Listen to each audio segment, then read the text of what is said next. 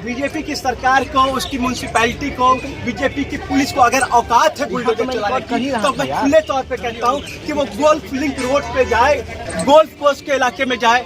देश के खाते पीते अमीर रईस जाति वहां पर कब्जा कर रहे हैं, तो वहां पर कोई अतिक्रमण नहीं हटाया जाएगा, वहां पर कोई बुलडोजर नहीं पहुंचे। जहांगीरपुरी में हनुमान जयंती के दिन रैली के परमिशन ना होने के बावजूद रैली निकलती है। मेरे पहले के वक्ता ने बताया और आप सभी जानते हैं कि उनके पास तीसरी रैली का कोई परमिशन नहीं था। जो भगवा झंडा लेकर के, हाथ में तलवार लेकर के, बंदूक और हाथ में क्या कहते हैं और हथियार लेकर के जो रैली निकली थी, उस रैली के निकलने के बाद उस पूरे इलाके को छावनी में तब्दील कर दिया गया।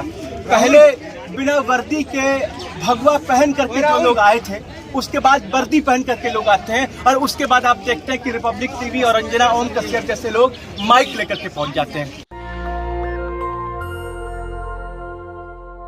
जब जनता के अंदर एक लावा उन्मूला है, तो आप उसमें देखिए कि बुलडोजर की एक राजनीति जो है जनता के बीच उसको बांटने के काम के मकसद से आ रही है। इसी दिल्ली में अगर यहाँ बीजेपी की सरकार को, उसकी म्यूनसिपैलिटी को, बीजेपी की पुलिस को अगर औकात है बुलडोजर चलाने की, तो मैं खुले तौर पे कहता हूँ कि वो गोल्फ लिंक रोड पे जाए, गोल्फ कोर्स के इलाके में जाए,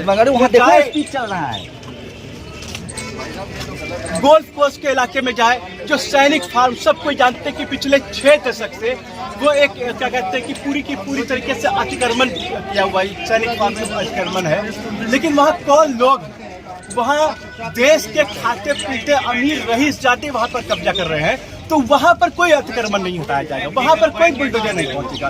बुलडोजर ऐसी जगहों पर पहुंचेगा जहाँ पर रेहड़ी पटरी वाले लोग रहते हैं, जहाँ पर जैसे जहांगीरपुरी में जो बुलडोजर चलाने का काम हुआ, उस पूरे घटनाक्रम को देखिए। जहांगीरपुरी में हनुमान जयंती के दिन रैली के परमिशन ना होने के बावजूद रैली निकलती है। मेरे पहले के वक्ता ने बताया और आप सभी जानते हैं कि उनके पास तीसरी रैली का कोई परमिशन नहीं था। लेकिन उस रैली के आगे पुलिस चलती है, पुलिस की सरपरस्ती में वो रैली निकलता है। वहां जाकर के आप लोगों ने भी देखा होगा कि कैसे जो भगवा झंडा लेकर के, हाथ में तलवार लेकर के, बंदूक और हाथ में क्या कहते हैं और हथियार लेकर के जो रैली निकली थी, उस रैली के निकलने के बाद उस पूरे इलाके को छावनी में तब्दील कर दिया गया। पहले बिना वर्दी के भगवा पहन करके जो लोग आए थे, उसके बाद वर्दी पहन करके लोग आते हैं, और उसके बाद आप देखते हैं कि रिपब्लिक टीवी और अंजना ओम कश्यप जैसे लोग माइक लेकर के पहुंच जाते हैं। आप देखेंगे तीनों अलग अलग कपड़े पहन करके जो लोग मौजूद थे वो कुछ और नहीं थे, बीजेपी और आरएसएस के ही आप कहिए टुकड़खोर थे, बीजेपी और आरएसएस के ही शर्त पे काम करने वाले लोग थे। उसके 3 दिनों के बाद वहां पर बुलडोजर चलाया जाता है। बुलडोजर चला करके जो लोग कबाड़े का काम करते थे, सालों से कबाड़े का काम करते थे, उनके कबाड़े के काम पर उनके बाहर निकले हिस्से पर तोड़ा जाता है। यही दिल्ली में सुप्रीम कोर्ट ने ये कहा हुआ है कि किसी भी प्रकार के अतिक्रमण को हटाने के पहले वहाँ जो आबादी रहती है उसके रिहायश का, उसके दोबारा से उनके स्थान के रहने का स्थान की गारंटी किए बिना, उसको सुनिश्चित किए बिना आप उनको बेदखल नहीं कर सकते। सुप्रीम कोर्ट ने आदेश दिया उस दिन बुलडोजर चलने के बाद कि इसको रोका जाए, स्टेटस को का ऑर्डर आता है।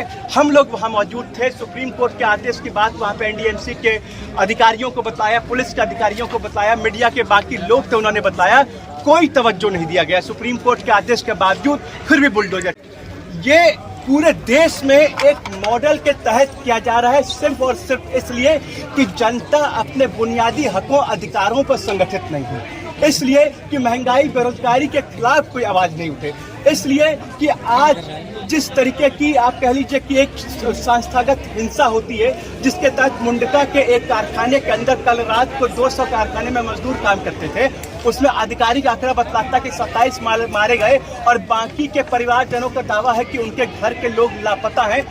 ये किसी मीडिया में सवाल नहीं उठे।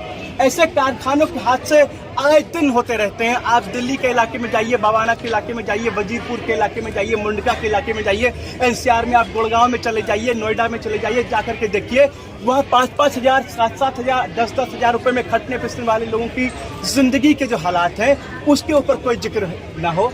उनके लिए तेल खरीदना कितनी मुसीबत का काम हो जाता है। उनके लिए पर परिवार के लिए जो पहले 1000 रुपये बचा करके बेचते थे, अब वो राशि सिमट करके 500 रुपये रह गई है। और उसका असर पूरे के पूरे परिवार पर, पूरे के पूरे लोगों पर किस प्रकार से पड़ रहा है, ये सारी चीज लोगों की आंखों से ओझल हो। इसलिए जरूरी है कि बुलडोजर जैसी घटना के साथ सांप्रदायिक राजनीति को चरम पर पहुंचाया जाए। सांप्रदायिक राजनीति की हवा को आपकी ये की हवा दी जाए, सांप्रदायिक राजनीति को हवा दी जाए। हिंदू मुसलमान के बीच में ध्रुवीकरण करने का काम किया जाए। लोग आपस में ही जाति धर्म मजहब के नाम पर बटे, आपस में ही कटे और इन बुनियादी सवालों पे सरकार को घेरने का काम नहीं करें। ये सरकार जो हर मोर्चे पर फेल है, पूंजीपतियों के मुनाफे के गिरते हुए दर को बरकरार रखने के लिए ये हर बर्बर कदम उठाने के लिए तैयार है। सरकार के इस रवैये पर लोगों की नजर नहीं जाए, लोग आपस में बटे, इसलिए ये सारी चीजें की जा रही है। PSR people against state repression के बैनर के तहत हम लोग लगातार जब भी राजसत्ता के द्वारा लोगों के ऊपर इस प्रकार के जनवादी अधिकारों के हनन का मसला होता है तो हम लोग यहाँ आ जाओ यार, उसके खिलाफ प्रोटेस्ट करते रहे।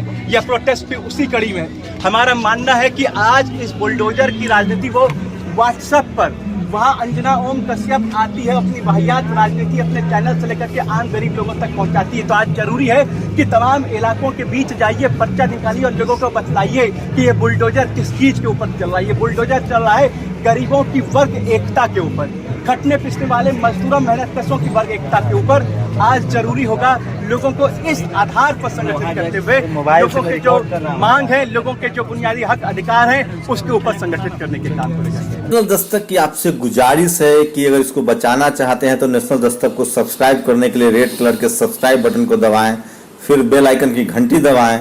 नेशनल दस्तक को बचाने के लिए बहुत जरूरी है कि हर खबर को शेयर करें, लाइक करें, कमेंट जरूर करें।